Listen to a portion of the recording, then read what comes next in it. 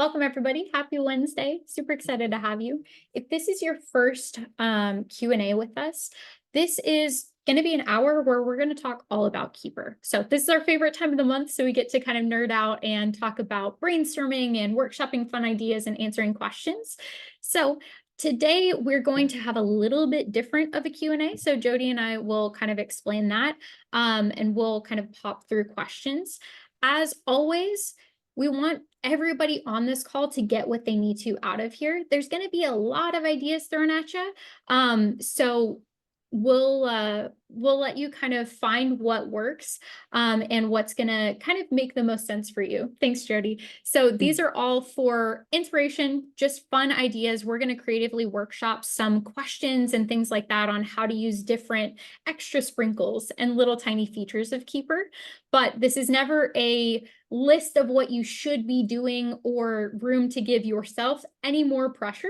We are all doing our best here. It is the middle of the summer, which is a slower point in bookkeeping, but does not mean that life is slow. So no shoulds here, all creative juices flowing. But that being said, as we go through these, feel free to pop a question in the chat or raise your hand if you want us to slow down and explore a feature a little bit more in depth, or if we go a little bit too fast on something that you're curious about. All right. And with that, we're going to dive right into some pre-submitted questions that we have. The first one that we have is about roles.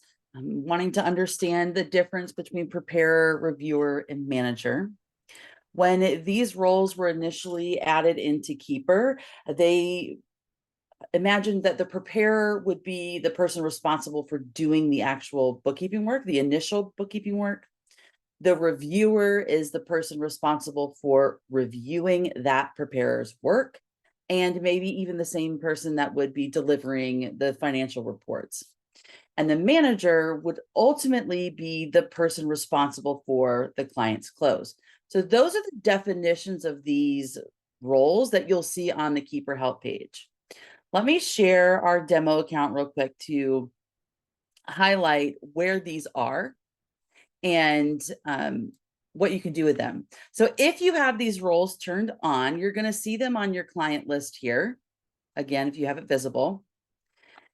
To turn them on or off, or to change them, you come up to your practice settings, come over to tasks, and right here in the middle, you'll see close assignee roles. You can turn these off if you have them on right now. Toggle them on or off, and it's going to change whether they're visible and even available to be able to assign somebody to. If your firm does not use these words, or these words feel confusing, you can always toggle to override the labels. So maybe instead of preparer, it's a primary bookkeeper. And maybe instead of a reviewer, there's a secondary bookkeeper. And maybe you still have a manager or an account manager. You can change the names of these roles however best fits you, and then click save. One thing to keep in mind is that on this, it's always going to show only that first letter. So if all of your roles have the same first letter, that could get confusing. So just keep that in mind, that from this screen here, you'll only see that initial letter. But yeah, hopefully that answers your question about our roles. And let's actually fill in a couple of gaps there as Sure. well. So Jody kind of mentioned this, but we can turn on any amount of those. So if you only have 2 levels, let's say it's you and somebody that's subcontracting with you, you can turn on 3. We don't always have, or we can turn on 2. We don't always have to have all 3. And then we do have the flexibility in being able to rename them if that preparer, reviewer, manager is confusing. Jody, I want to kind of dig into that one step. So that's kind of how those work. Can you show us really quickly how that comes into play at the top of the client list, like how we can assign those, and then a little bit of a sneak peek in how we can use those in templates too. Let's kind of fill in a couple of gaps there. Yeah, so from the client list, if you are going through and wanting to update these, simply click into it, and then you can select the preparer or the reviewer, whoever you have in these different roles. So you can click here to select them. If you are changing them, when you click on it, it's going to ask you if you want to reassign all of those tasks to that new person who is taking over that role. Let's see. That can be really helpful if we're having somebody shift. So that preparer on the ground is changing. Maybe we're adding somebody new to our team. So we're reshuffling roles a little bit. That can help kind of reassign in bulk so we have less individual changes that we need to make. So that can be a really helpful thing if you're adding somebody to your team and kind of reshuffling everything, or if somebody's going on vacation for that close and we want to kind of reassign there. So a little bit of help when it comes to reassigning tasks as our team naturally changes on who's doing the work for those clients. You can also change those here at the top of the client page. Within our templates area, you can also assign tasks to a specific role. So here we have them assigned to the preparer. This means that if I have a preparer listed in that role for a client, and then I drop this template into that client, then my preparer will automatically be assigned to these tasks because I have it assigned to that role. So this helps to save time, so you don't have to go back through and assign every task or bulk assign sections to the various team members. Anything over here, Erica? Amy, really quick, had a question about, can you change the color of the team member? So the colors, when we're talking about the user, those are auto assigned, but we can go in and change and upload a custom. So I know some people have done had everybody on their team update to a profile picture. Others of us have even gone in Canva and created our own little bubbles that have the initials that have our own specific color. So those automatic colors we can't change, but we can upload something that gives us a little bit more flexibility. So hope that helps on how to change the colors of each user. Okay. Let's continue on with some questions. I know we've got some more questions popping up in there. We will get to those, I promise. But in this similar vein here, we also had a question about when we have multiple team members with the different roles, sometimes tasks need to be reviewed before they can be marked as done. So how can we indicate that a task is ready for review? And then as the manager or the reviewer, how can I see a list of all of those tasks that are ready for me to review? So we're going to be doing a lot of jumping back and forth between slides and the demo here. One thing that I highly recommend for this is to utilize the custom task statuses. So that's up here in your practice settings, tasks again, all the way down here at the bottom, we have task status options. And here we can add custom. Keep in mind, this is our demo account. We use this for a lot of examples. So as you see me click through, you're going to see a whole lot more in here than a typical firm will have because we have examples from all over the place. But here you can see that we've added in an example of ready for review. We've also seen people say, you know, ready for Jody or ready for Erica, so that it's for a specific team member. So you can do that here.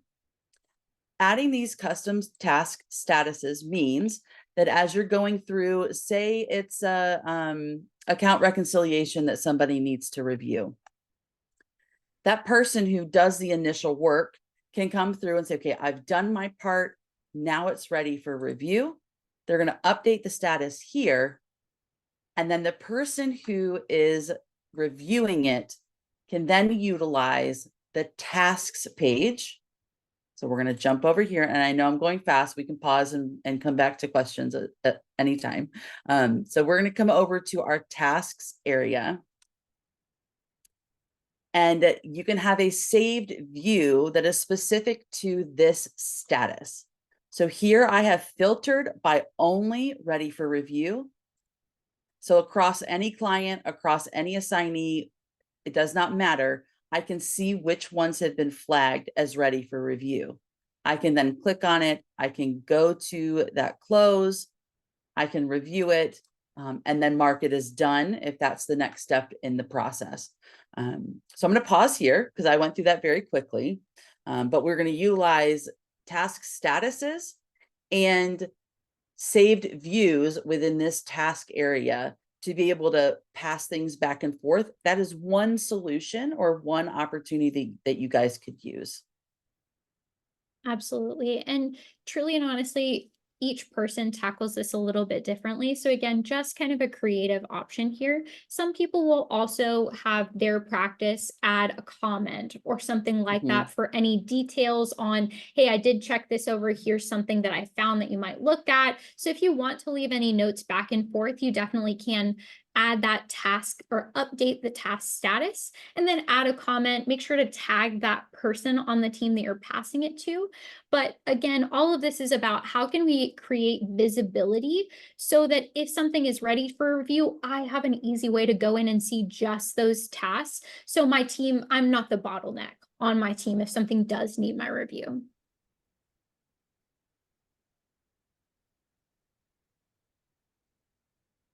Anything else pop up as we were going through this one? Not related. So feel free to go to the next question and then I'll loop in some that are here Okay. in the chat afterward. All right, so next somebody asked about onboarding and beginning to look into those automations and how could they incorporate Zapier to make some of those automations happen. We can't go too far into this because you have to have a lot of things set up in the background, which we don't have for demos. However, I do have this slide for you guys that shows you what is possible. So for those of you who are not familiar with Zapier, Zapier is something that it's an extra tool that you can use to link multiple systems together. It's a tool that you can use to create automations within a system that doesn't have them built in. What it does is it looks for a trigger. So that something happens somewhere in a system that can trigger actions. So in this case, a good example might be, say you're using Dubsado and somebody signs a contract. That would be the trigger. And then the action might be create the contact or create the client in Keeper. And maybe at the same time, you want to add a template to that client and update the properties. So all of the ones listed here are actions. They're what happen after that trigger takes place. As far as triggers from Keeper, there's only 3 triggers. So if and that's where it'll get a lot more convoluted. So I'll just let you know what they are. It's when properties update, status updates, close or task status update. Those 3 could be a trigger to cause something else to happen, but these are all going to be the actions that are available in Zapier right now. They continue to add more, but as of right now, that's what's here. Exactly. And again, this is a whole training in itself that we can dive into at some point, but truly and honestly, there are a lot of possibilities if currently in our business, we're having a lot of onboarding, and that's the part of our processes that we're really working on and trying to reduce some of that friction and make it smoother. If that's the season we're in our business, there is a lot of potential here for Keeper to help during that, especially during onboarding, where we do have a lot of manual clicks to set up the client, add the template, add the contact, update properties, those sorts of things. So lots of potential here. So we just wanted to open up the can of worms, let you know that there is a lot of potential here, and let you follow the breadcrumb trail from there if it's something that you would like to look into or that's really prevalent for your business right now. Yes, thank you. Another popular question that's out there is sorting non-closing tasks. So this would be in your client page, having lots of due dates within the non-closing area, but they're all jumbled up. Is there a way to sort those, the ones that are due first to the very top? And unfortunately, right now, that's a limitation of the system. We do not have any quick filters or defaults there for those to sort by due date. However, there are canny feature requests out there, and Erica's going to pop that into the chat. And we'll also send that as a resource when we send out the recording. So unfortunately, no, but there's a request out there and we encourage everybody to upvote it. We know it's going to be on the roadmap, so that'll come at some point. Jody, really quickly, can you show us a Yeah. quick, where does this live? Just so everybody has a bit of visual on it. So if you don't mind, can you go to, let's just say in our demo, like the Do Soon tab? This Yeah. also, so this happens in any non-closing area. So any of these up at the top that are really custom that we can set our frequency. And because it works similarly, this also happens in firm tasks. So just want to kind of paint the parallel here of what we're talking about. Yeah.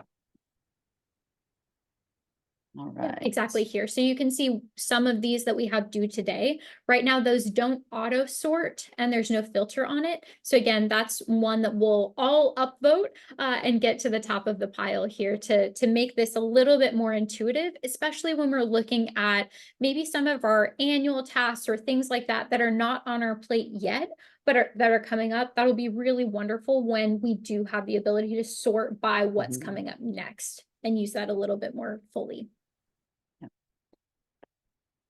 Okay, with the updates and new features within the keeper receipts, there were questions about the workflow. What's the best way to do that? What's the optimal way of going through? Do I start in keeper? Do I start in my bank feed, then match them up? Which way do I go? And to be honest, and you'll hear us say this a lot, it really depends on your natural workflow, your client, the number of receipts or transactions that are coming through on a regular basis. So you'll have to figure out what's going to work best for you. But I would recommend doing some kind of sandwich effect here. So maybe you start in Keeper and you go through all of the receipts, post them, and then you go into QuickBooks, match everything that you can, process through that bank feed, and then circle back around to your receipts and make sure everything matched that you are anticipating matching, and maybe see what's still outstanding. And doing that back to back will help you to maybe catch some things that were like, wait a minute, I know I just cleared that from the bank feed. Why isn't it matching to the receipt? Or vice versa. I just saw that receipt. Why is it not matching in QuickBooks? And then you can look at the details in there to make sure that everything's lining up. For example, maybe the wrong account was selected for the receipt. So update that account and then hopefully the matches will happen. So again, it's one of those things that it depends on your practice and what works best for you, but that's one way that you could approach it. Yep, and just to kind of branch off of that, that sandwich effect is going to give you some visibility on making sure everything cleared properly, right? And flag anything that didn't. I have seen quite a lot of people in the Facebook community talk about going through receipts while they're in Keeper, going to QBO, doing the couple tasks they need to, and then the next day they start the exact same. So then I go back into the receipts, I see what didn't match from the day before, and give kind of QBO a chance to like get its sorts together and make sure. And then I'll process through the ones that are in there, either that didn't get matched or that are new today. So honestly, breaking it up, however, or ordering it, however, the kind of theme here for this question or this workflow is it works either way. So piggyback off of what your natural intuition is and where you naturally go first, because you can go back and forth either way. Jody, from there, I'm going to pause you and pop into a couple of questions here inside of the chat. Do I need to go into the demo over there? Yes, please, if you don't mind. Okay.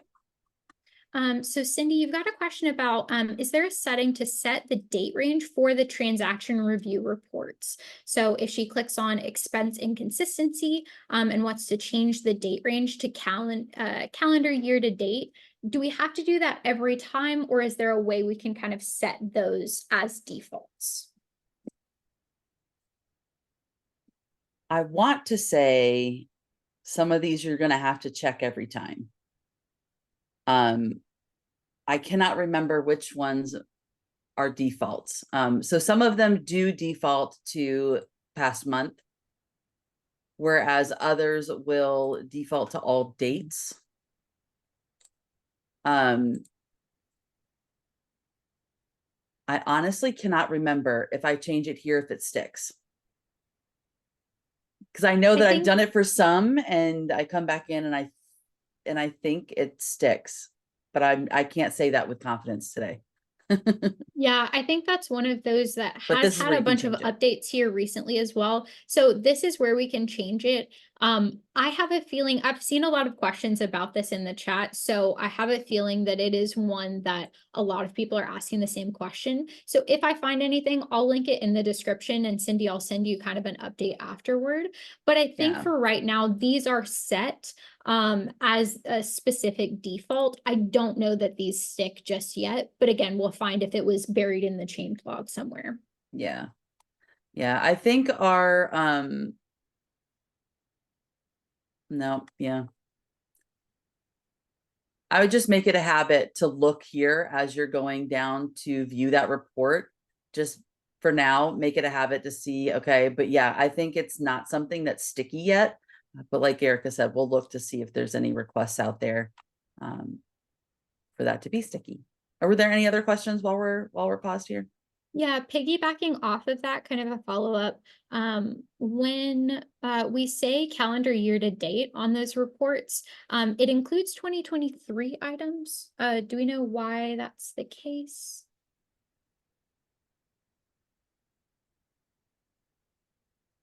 That's a really interesting one. I'm kind of curious Are you about that. saying that here it says it?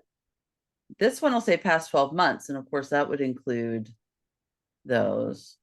Yeah, Cindy, if you're able, feel free to unmute yourself and make sure we're answering your Yeah. full question.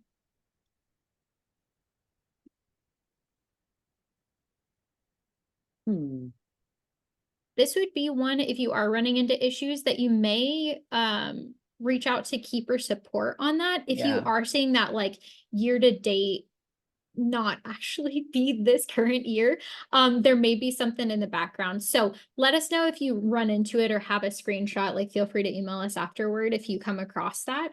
But if you are seeing one of these reports and it should not include 2023 and it is, there may be something kind of behind the scenes.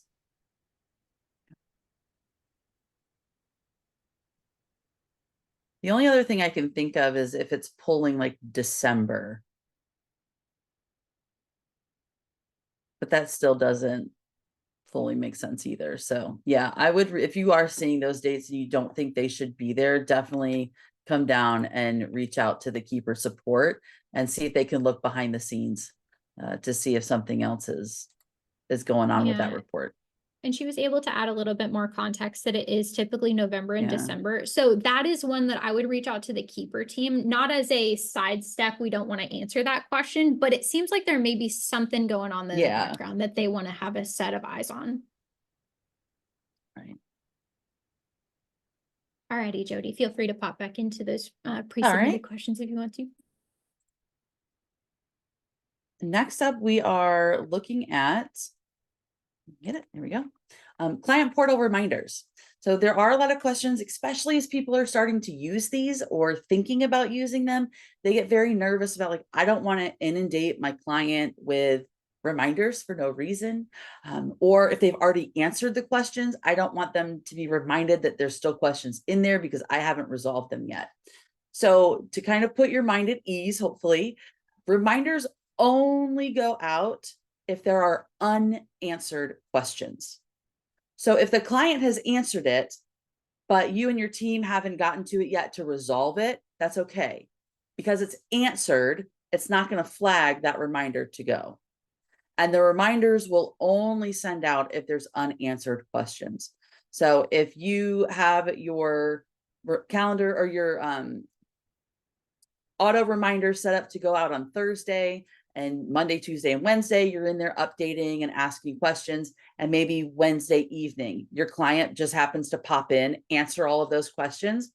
Thursday, if they've already answered all the questions, it's not going to go out to them. So hopefully that answers it there. There is a little bit of a safety net there that it's only those unanswered questions. Yep, exactly. And I think that's one of the biggest concerns that we have is like, one, I don't want to send out a reminder if they have answered anything, or if we haven't sent any questions over. But I also if they've answered and it's just in the little bit where they answered at the end of the day and I wasn't able to get there in the beginning of the day, I don't want them to get another response just because I haven't Right. gone in there. So lots of wiggle room in there. And as long as they've answered, they're not going to get a reminder, or vice, opposite side of that. If it's unanswered on their side, that's the trigger for when a reminder is going to go out to anybody. Yeah, exactly. Sort of in the same vein, want to address what's the difference between reminders and reoccurring questions. Reoccurring questions is a space within the client portal where questions can be automatically added to the client portal. But reminders are emails that are sent to the client. So I'm going to pop in to give us some visuals here, because this can get confusing as we go through. So within your client communication, so within the portal, under your non-transaction questions, you have space for reoccurring questions over here. These are questions that you can schedule to repeat. So a prime example are when you're asking for monthly statements. You ask for them every single month. It's always going to be there. It's always going to be something that they need to send you. You can set that reoccurring question up here. You can add the tag to it. You can set it for how often you want that to go out, and when it repeats. So this, for example, is a monthly. So we get that monthly statement. The only thing that this schedule does, is it drops these questions into the portal. These reoccurring questions do not automatically send an email to the client. These only drop into the client portal in that non-transaction question area. So I want to make sure everybody's really clear on that. The only time an email will automatically send is if you have the auto reminders turned on and enabled for that client. So those reminders are set up here, and then you can turn them on or off for your clients. Either here, when you're looking at all of your clients, you can turn them on or off, or when you're inside your client page, here's your client communication, the portal settings are here, and you can enable or disable them from here as well. So the reminders are actual emails that go out to your client. Reoccurring questions only drop into the portal.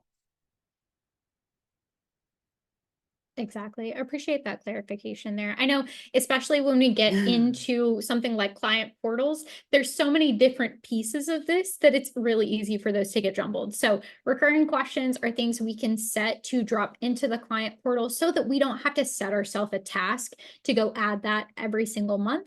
And then those reminders go out to the client when they have open questions, regardless of whether that is a recurring question, a transaction question, or an onboarding question. Any questions they have, any type of questions, if they're open and unanswered, will get a reminder email out to the client. Yep, exactly. Next up, quarterly clients. I'm excited about this one. This one's a Yeah. little bit of a creative, how do we tackle this when it's not an easy one or the other? Yes. So you've got a quarterly client. Quarterly client, maybe for them, you're only sending the reports quarterly, or you're meeting with them quarterly, but you're actually doing the work month by month. So maybe you're still reconciling monthly. Maybe you're still checking that bank feed, doing some of those bookkeeping tasks monthly. How do I do this in Keeper so that I don't have overwhelm with reports? I'm still able to check some things off month to month. How do we do the back and forth? Again, as with a lot of things, it's going to come down to personal preference, but some things that you guys can try with your quarterly clients. You can have those tasks that you do monthly up here in the non-closing task area set to reoccur monthly. And you could have the close set to close quarterly. What will happen with that is, let me collapse my sections here. Okay. So if your closing tasks are quarterly, then that means that all of these reports, you would go through those at the end of the quarter. You have your monthly tasks up here in non-closing. Even if you want to review these monthly, you can have a task up here that says, check transactions without payee for the month. You can do that. Just don't check it off down here until the end of the quarter. That's one option. Another option you can do is to have a checklist under here. I move it to the top. That says month 1, month 2, and month 3. So that as you go through this on a monthly basis, you can check off that, okay, I did that for the first month. And then at the end of the quarter, these 3 are checked off. I know that I've done it the whole time. I can check it off and it's good to go for the quarter. So that's how some people can do it, is break it up that way. The other way to do it is to keep the close as monthly, go through it like you would a monthly client, and just skip certain sections. So down here at the bottom, they've added the feature now to cancel. So if you're not doing it for that particular month, maybe you cancel it. It marks it off so that I'm not going to be doing that this month because it's an off month. And you can cancel out the ones that you don't want to do monthly. So kind of two different approaches there of how to kind of do a workaround for those. Lots of flexibility here, since there's not like a cut and dry answer. So just to kind of recap, you could set this as a quarterly close, so you're not getting reminded to change that close. And we can add checklists or a non-closing task for the actual monthly work. Or we can flip that and have our close section be each month's checklist. And then we have a couple of quarterly tasks that come up in our non-closing section. So there's no right or wrong way with this, but really good amount of flexibility to kind of fit what's going to work best for you. Anytime we change the close, whether that's at the beginning or at the end of the month or at the end of the quarter, those tasks in the closing section are going to refresh. So that's kind of the play that you might have there. And this might be a good one that if you're unsure about, okay, well, there's enough options there, I'm not sure which one I want to choose, you can always create an unconnected client or play around with your own business inside of Keeper and set it for quarterly, try that out. And if you don't like it, flip it and use that as a safe kind of play and testing ground to see which one is going to land better when you're actually live testing it. Yep. And for those who aren't familiar with the quarterly closes, you can come up to your practice settings, go to all client settings, and right here is where you can check off for a quarterly client. And when you do that, let me go to the one that we have.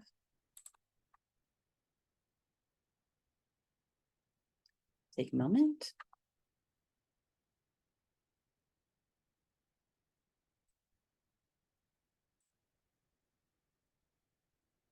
So here, down here, it'll say start Q2 close. And typically this is going to say the last month that is in the close. From our client list, it should say Q1.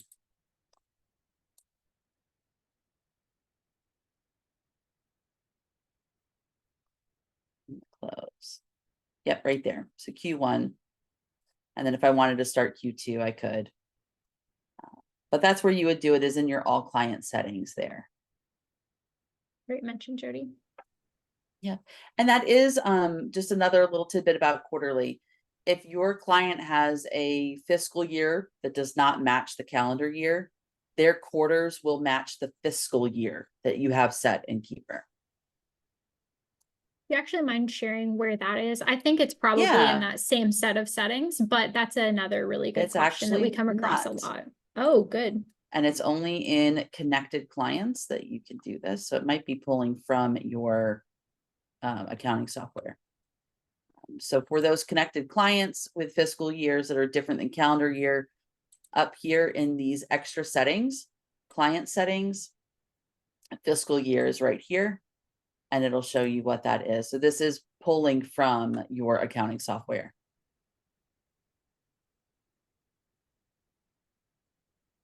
That's awesome. Thanks for clarifying where to find that. Yeah.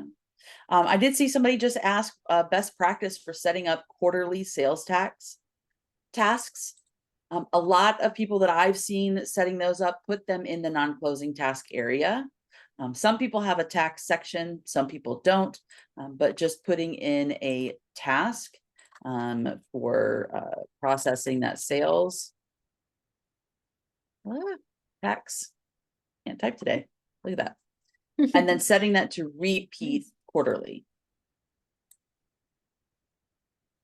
Repeating quarterly, this is based off of a calendar year.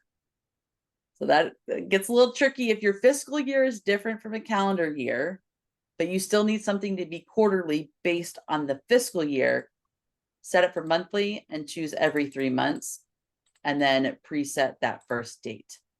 So if somebody's quarter or year starts in June, September would be the first day you'd want to do that first quarter close. So And I something to really keep in mind. appreciate that when you set this here, you can have the Yes. on the other side, just to do a bit of double check of like, is my mathing here? Like, did I set that up properly? Yeah. Nice. So that's how I've seen most people do sales tax, whether it's quarterly or annually. And Jody, if you'll close out of that and actually show where that repeat button, we went a little bit past on that, so let's make sure. In order to see the repeat button, you have to click on the task line itself anywhere on here. And then it's going to be right below that date. So clicking the belly of the task essentially allows it to go into like editing mode. And that's where we can find some of those other options for setting recurring here in non-closing, or moving it or deleting it or adding a checklist. So that's where we can set it for repeating if we do have kind of a custom frequency that we want to set up. Mm-hmm. Yep. Yeah. All right, let's jump back over. We'll do the last question that we have prepared here, and that is resources tab template. So the resource tab within your client portal, a lot of times sometimes you have the same type of information that you're going to put into most of your clients. And instead of having to retype it all out, you might want to just have a template for it. Unfortunately, within Keeper, there's not a template space for that information. So the workaround that we've seen a lot of people do is have a test or sample client on your client list. It's unconnected and it serves as a play space or a holding ground or anything that you might need to pull over to another client that you don't want to recreate. So you could even have client details, something that you always put in here.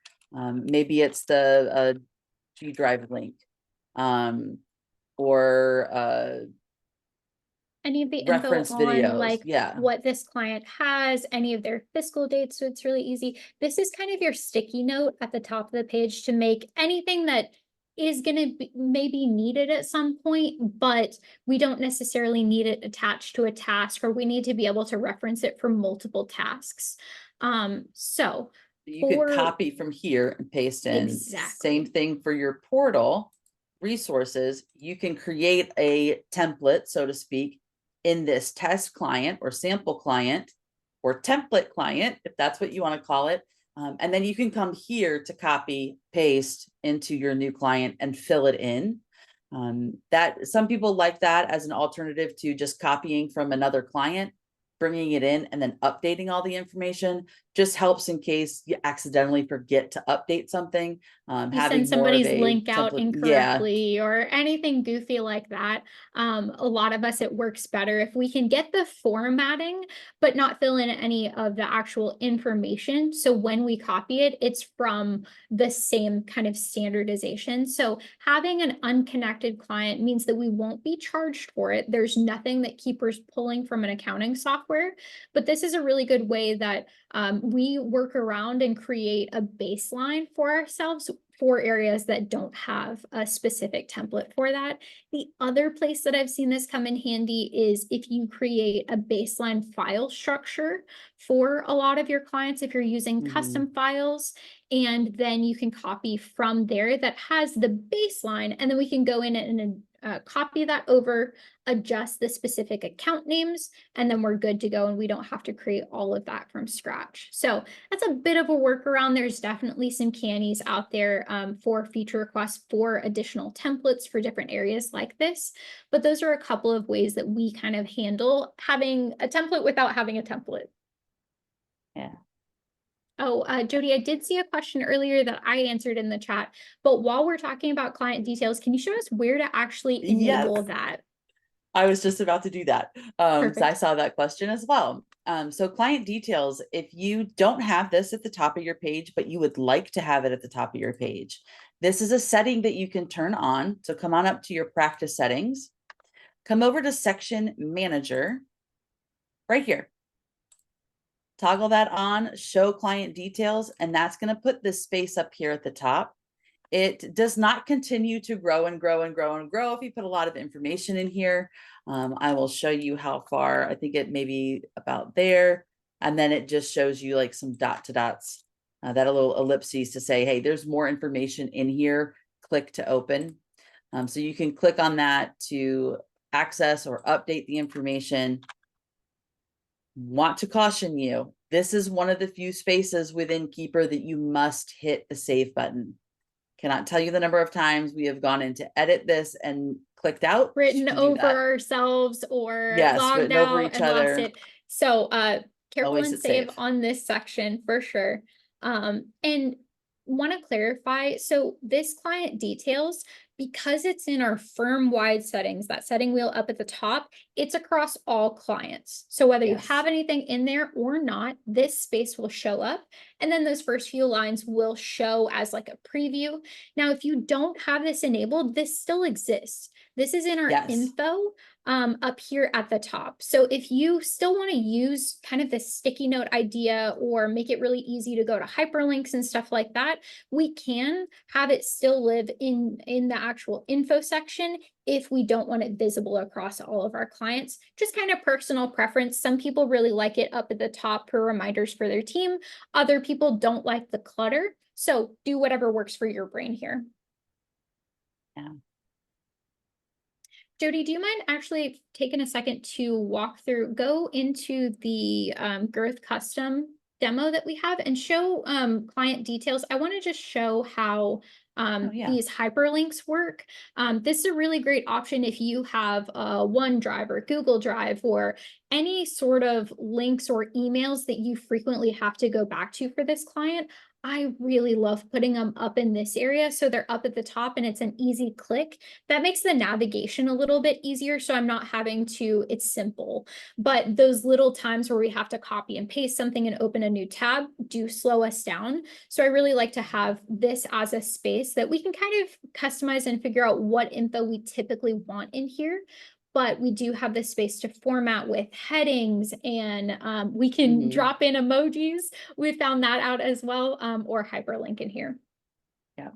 And when the first hyperlink that you click on will open it, as you saw when I clicked on Google Drive, but it also, anytime you click within this box, will open it up for you. So when you come here, you can click and then just open right from there. So if you have multiple links in here, you'll still be able to easily access them. All right. What other questions do we have come through the chat while we were going through these previous ones? Let's answer this question for everybody. So does ask a really good question about those client portal reminders. Is there a way to adjust that and say, for this client, I want it weekly, and for this client, I want it daily, or any adjustments there? So like we've showed before, it's up here in your practice settings. So anytime we have a setting in the practice settings, it is client wide. So it's firm wide. Every single client is going to be the same here. So if you set it for weekly here, that means every client that it is enabled for will receive it weekly. I do believe that there's a canny request out there to be able to adjust this for clients, or to go client by client, as well as contact by contact. That is going to be on down the road in the roadmap, I'm sure. So for now, the answer is unfortunately no. That's a limitation of the system.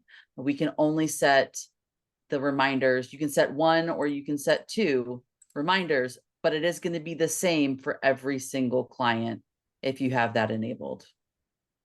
Yep, exactly. And just to kind of pull in some of the info that we talked about earlier to paint a full picture here, for some people, I have seen the community use 2 and set up 1 for Monday and 1 for, let's say, Thursday, that's later in the week.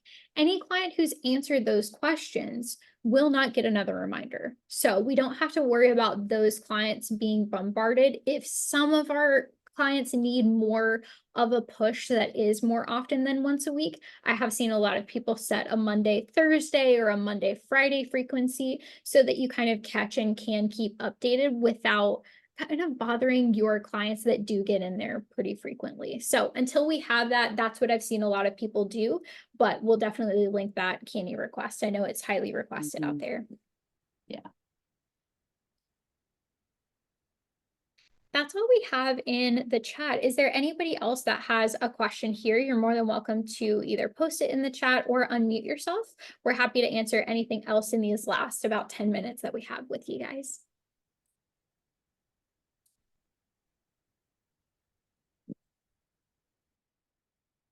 While we're waiting for people to ask questions or raise their hand, so Erica, if you don't mind, keep an eye out for that. I did want to highlight the latest feature to archive clients. It was a little hidden gem a couple of weeks ago in one of our updates, so I wanted to show you where this lives. Only admin users have access to archive. All you do is drop down your client. This is where you can see historical closes, but this is also where you have some additional options. So previously, the only option was to delete them. Now we have client options. You can select archive. And you have to go through, make sure that you understand what is going to happen with this client once you are archiving it. It makes everything read only. Any future tasks will be marked as, or anything that's recurring will be deleted. So that all stop. So you won't continue to have like outstanding tasks or anything like that for this client. So it just closes everything down and archives it. So click archive. And my page will refresh. The good news is you can always reactivate if need be. And you can see that it's no longer on my list. This was something that it took a while to find where this was, and shout out to Ellen for helping us see it. Up here in your practice settings, when you go back to all client settings, you have an archived clients tab now, and that's where my test client is. This is where you can turn on to see that test client and see the archived client be shown on your list. Or if you want all of those archived clients to automatically be hidden, uncheck this. Uncheck that. And once you archive, they'll all just come live on this page unless you need to reactivate them. And this is where you can reactivate a client right here. I'm going to reactivate that. Yep. Unarchive. And my client is back and I can do anything I need to in there.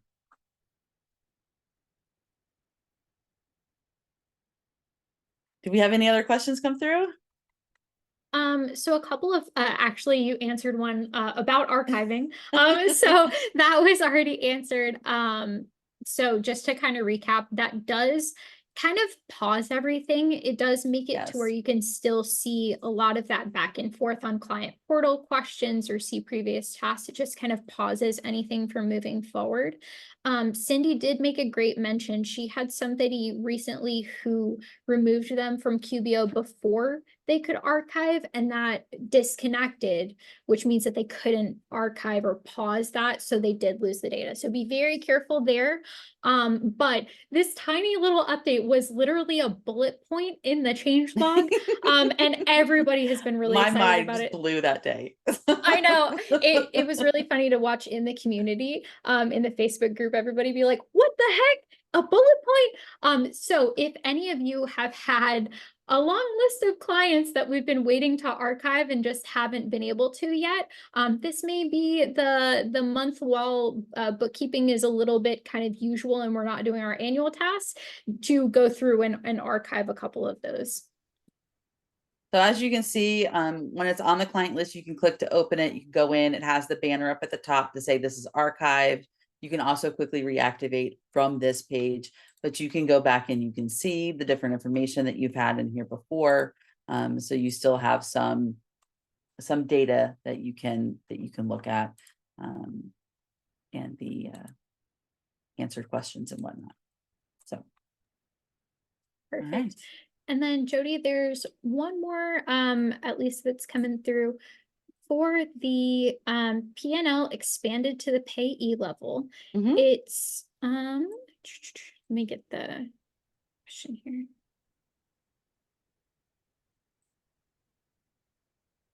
Oh, you might actually open up the chat on this one. I want to make sure I'm really answering it since I'm not in those financial reports quite as often, but it seems like it's not updating.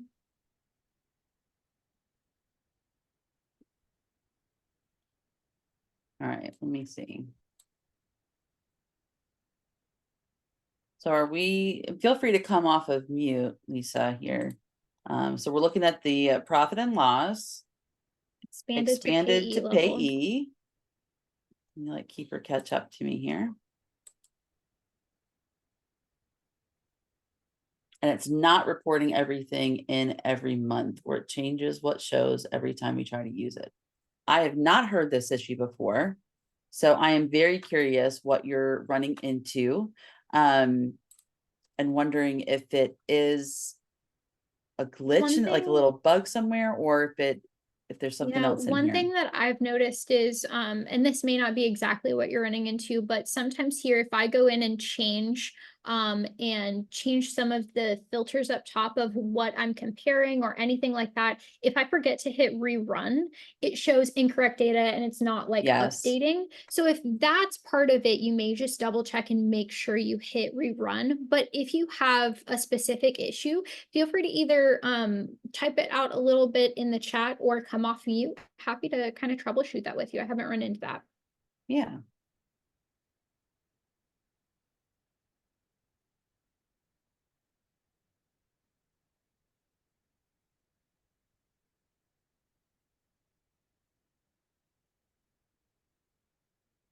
No problem. Lisa. Yeah, totally understand. Sometimes we're on and we don't have a mic either. So no sweat. Let us just email us at info@hughesandstrong.com. If you figure out what your question is, just shoot a little screenshot or a loom. Happy to help kind of troubleshoot that one when you figure out what specifically is going on. Yeah. And I know that we're right about time, but I'm going to throw in one more answer to a previous question here. So it was client login visibility. How can I see if my client has logged in, or when was the last time my client logged in? Well, from the client page, you can come up to the portal. That's going to bring you to that portal settings page where you have all of your contacts. And right here is a last seen column. So this will show you when your client has last opened the portal. Super exciting. And this is really helpful. This is a newer one that kind of slid behind the scenes. I know for a while this wasn't possible. So it's really great to have that little timestamp. We can also go in and see if they've been opening any emails that have come through as well. Right. So I think you're on the same track there. Yep. Email history. And this is our demo account, so we haven't opened our own emails. But if they had, there'd be a lovely green check here that says, yes, this email was opened. So it's a great way if you're trying to get some visibility on client interaction with your portal and making sure that they've seen, or if you need to re-invite them, or kind of just giving a little bit of a fly on the wall understanding of what's going on for your clients and whether they're in the portal or not. Amazing. So thank you guys again for joining us today. This was really fun to be able to kind of bounce back and forth between questions that we've seen in the community or that have been kind of posed to us. We do these every single month on the third Wednesday of every month. So kind of right after close, if you have a bunch of questions coming up or need a little bit of a deep dive into some of those newer features you haven't been able to dive into yet, you're always welcome on here. And then we are going to send out the recording. So if we went a little bit too fast and you want to kind of go back in your account, you're more than welcome to. That being said, don't overwhelm yourself and give yourself a bunch of shoulds and add to your to-do list. Pick one or two that were really cool that you want to kind of dive into, and then either go back to the recording or join us next month and we'll dive into the next piece up on your list. But don't add too much to your plate. This is exciting, but let's not get ourselves overwhelmed with too many new features at once. Yeah. Thank you guys for joining us today. Hope you have a good one. Bye.